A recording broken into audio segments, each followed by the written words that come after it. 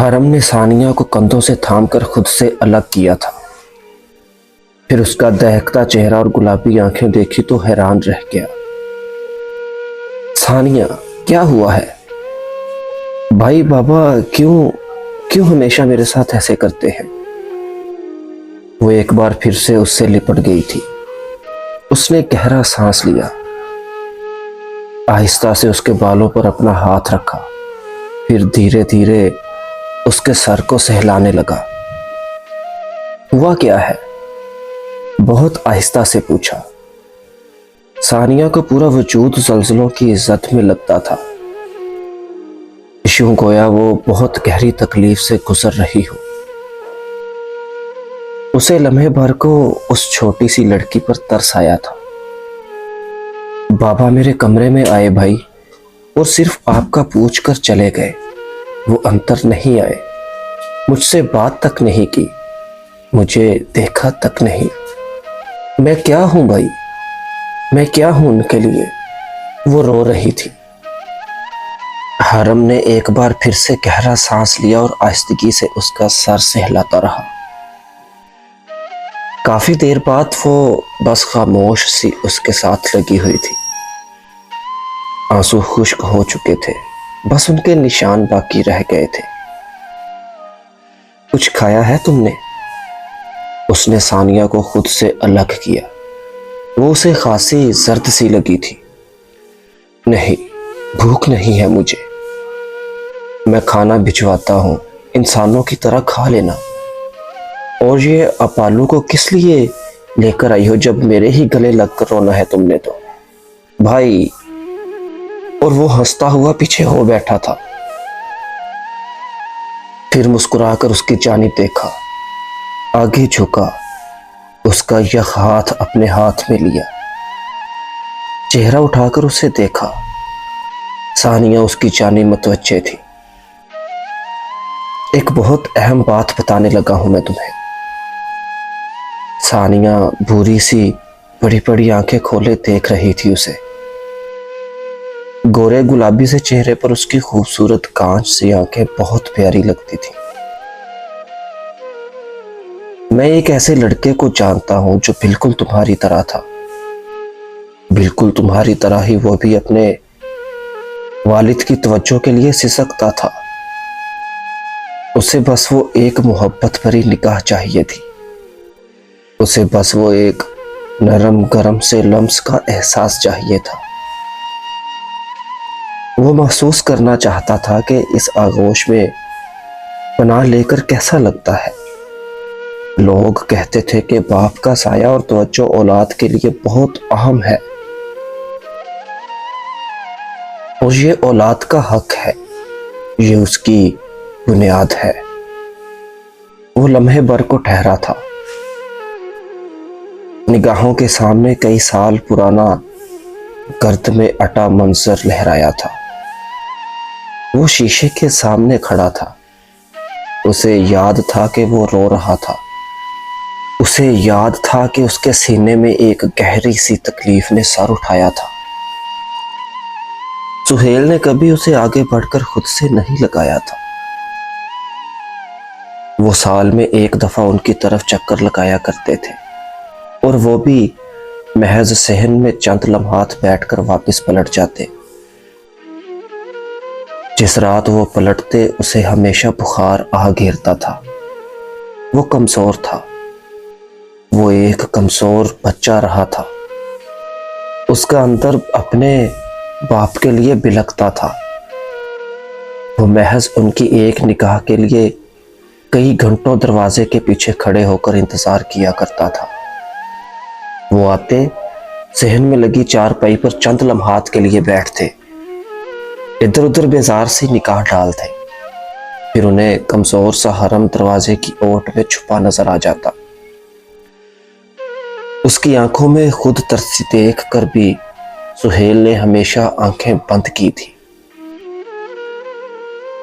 उसे कुछ नहीं भूला था, उसे सब याद था।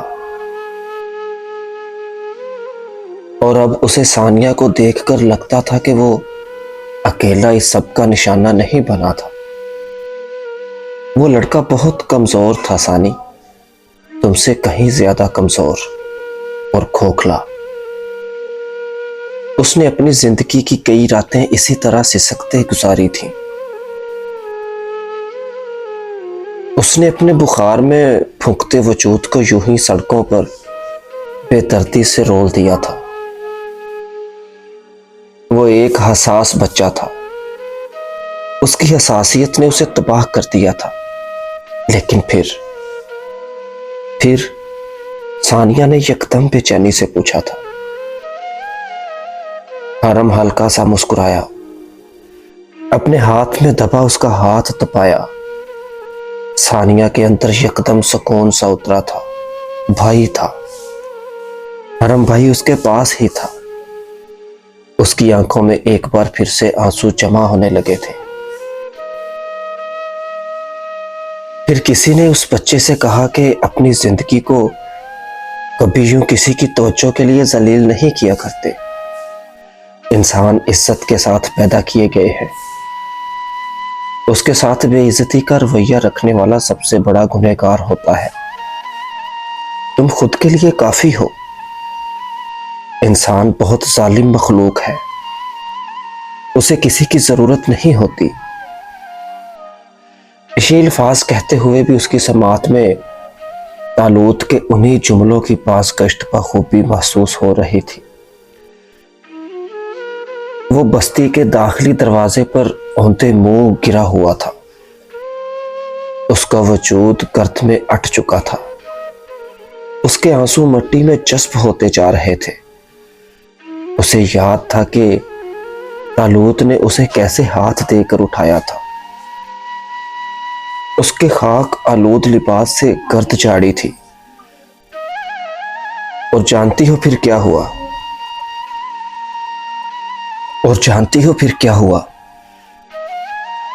उसकी भूरी आंखों की नरमी में एक एहसास सा गुला था, बेनियाजी का एहसास, खुद को काफी होने का एहसास, किसी की तवज्जो हासिल ना करने का एहसास, ठंडा सा एहसास।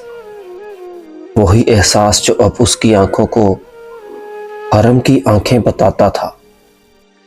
वही एहसास जो उसे शूटर बनाता था। फिर उसने कभी पलटकर इस जानिब नहीं देखा। उसने हर दाखिली दरवाजे की जानिब निगाहें लगाने के ख्याल को झटक दिया। उसने तवज्जो हासिल करने की कोशिशें तर्क कर दी। वो आजाद हो गया। उसे अंदाजा हो गया कि कुछ चीजें तयशुदा होती हैं, कुछ चीजों का होना ही बेहतर होता है।